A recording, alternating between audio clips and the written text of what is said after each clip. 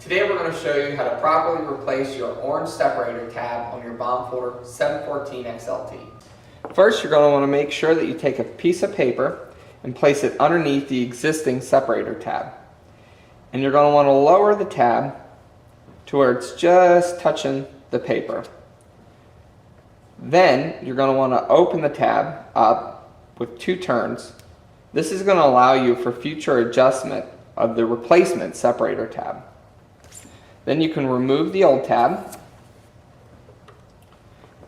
and replace it with the new, making sure that the replacement tab is touching the paper that you have set underneath it.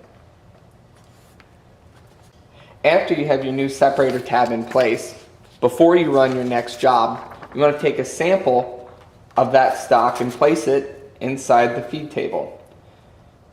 Then you're going to want to feed it underneath the separator tab that you just replaced, lowering the tab onto the stock so that you have just a little bit of drag. This way, your new separator tab is set for the next job you're about to run. And that's how you replace an orange separator tab on a Baum folder 714 XLT.